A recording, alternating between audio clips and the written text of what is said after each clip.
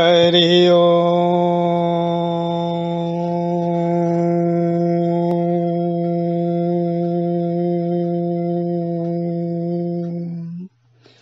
बोलिए श्री सद्गुरु भगवान की जय। बोलिए श्री गणपति महाराज की जय। बोलिए श्री गौरी शंकर भगवान की जय। बोलिए श्री अम्बे मात की जय। बोलिए श्री लक्ष्मी नारायण भगवान की जय। शांताकारं भुजगशयनं पद्मनाभं सुरेशं विश्वधारां गगनसदृशां मेघवर्णां शुभांगं लक्ष्मीकान्तं कमलनयनं योगिविदर्यानगमयं वन्दे विष्णुं भवभयहरं सर्वलोकैकनाथं वन्दे विष्णुं भवभयहरं सर्वलोकैकनाथं। बोल श्री लक्ष्मी नारायण भगवान की जय। श्री माघ मास महात्म्य कथा सप्तम अध्याय। 7वें अध्याय में भगवान दत्तात्रेय जी महाराज शस्त्रार्जुन को कहते हैं, राजन, इस प्रकार उन दोनों भाइयों को, बड़े भाई को तो कुंडल को नरक की प्राप्ति हुई और छोटे भाई को देवदूत, जो छोटा भाई विकुंडल था उसको देवदूत स्वर्ग की ओर लेकर चल पड़ा। जिस समय देवदूत विकुंडल को स्वर्ग की ओर लेकर जा रहा था तो विकुंडल ने देवदूत से कहा कि हे दूत, मेरी एक जिज्ञासा है, उसे आप समाधित कीजिए, उसका आप उत्तर दीजिए। तो देवदूत ने कहा कि कहो। तो विकुंडल बोला कि हे देवदूत, हम दोनों भाई हिंसा और पाप पूरे जीवन भर करते रहे। हम दोनों ने दुराचार जैसे कर्म किए, मद्यपान किया, मांसाचार किया और पूरे जीवन में हम दोनों के कर्म ही दुष्ट प्रवृत्ति के रहे। लेकिन क्या कारण है कि मेरे बड़े भाई को नरक में भेजा गया और मुझे स्वर्ग की प्राप्ति हो रही है? इसका समाधान कीजिए। विकुंडल के प्रश्न को सुनकर देवदूत ने कहा कि हे विकुंडल, कर्मों की गति अति विचित्र है।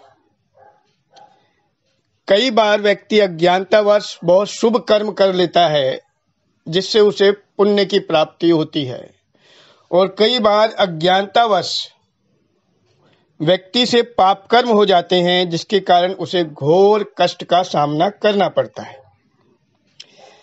इसलिए कर्म करते समय अत्यंत सावधान रहना चाहिए। हे विकुंडल, यह सत्य है कि तुम दोनों भाई जीवन भर पाप कर्मों में लिप्त रहे, कभी कोई पुण्य कर्म नहीं किया, लेकिन अपने जीवन के अंतिम वर्षों में तुम अपने भाई का साथ छोड़कर महर्षि सुमित्र के आश्रम में रहने लगे। अब महर्षि के आश्रम में रहने से तुम्हें सत्संग की प्राप्ति हुई, नित्य प्रति सज्जनों का संग तुम्हें प्राप्त हुआ। तुम प्रतिदिन हरि कथा श्रवण करते तथा माघ स्नान आदि करते, पुण्य कर्मों में तुम लिप्त रहने लगे। इस प्रकार तुम्हारा जीवन धार्मिक कृत्यों में लगने लगा था, परंतु तुम्हारा भाई अब भी वनवासियों के साथ रहकर, भीलों के साथ रहकर और भी अधिक हिंसक हो गया था और अधिक पाप कर्मों में लीन रहा। तुमने आश्रम में रहते हुए विधि पूर्वक आश्रम के नियमों का पालन किया, माघ स्नान किया, विष्णु भगवान की आराधना करी, सामर्थ्य अनुसार तुमने कथा का श्रवण किया और तुमने सत्संगति को प्राप्त किया अपने जीवन के अंतिम वर्षों में।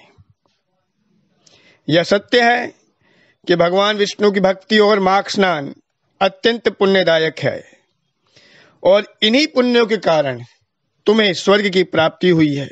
हे विकुंडल, पापी मनुष्य अपने सारे पाप कर्मों का परित्याग करके यदि भगवान की भक्ति में लग जाए और सात्विक जीवन व्यतीत करे तो उसे समस्त सांसारिक दुखों से मुक्ति की प्राप्ति होती है। ऐसा शास्त्रों का कथन है और गुरुजनों का कथन है।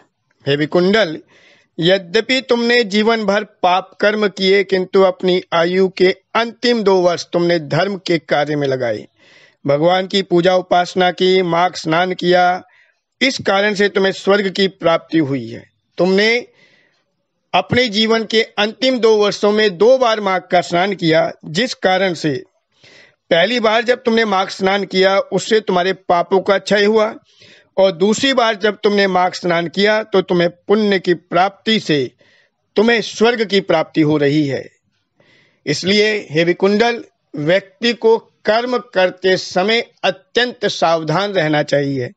ऐसा कहकर देवदूत मौन हो गए। इस प्रकार से पद्म पुराण अंतर्गत माघ मास महात्म्य में 7वां अध्याय संपूर्णम। बोले श्री लक्ष्मी नारायण भगवान की जय। आह्वानम न जानामि न जानामि विसर्जनम, पूजां चैव न जानामि सम्यतां परमेश्वरी, मंत्रहीनं क्रियाहीनं भक्तिहीनं सुरेश्वरी, यत्पूजितं मया देवी परिपूर्णं तदस्तु मे, परिपूर्णं तदस्तु मे, परिपूर्णं तदस्तु मे। जय जय श्री राधे, जय जय श्री राधे, जय जय श्री राधे श्याम। बोले जुगल जोड़ी सरकार की जय। आज के आनंद की जय। श्री विष्णवे नमः, श्री विष्णवे नमः, श्री विष्णवे नमः, श्री हरे नमः, श्री हरे नमः, श्री हरे नमः। बहुत बहुत आभार।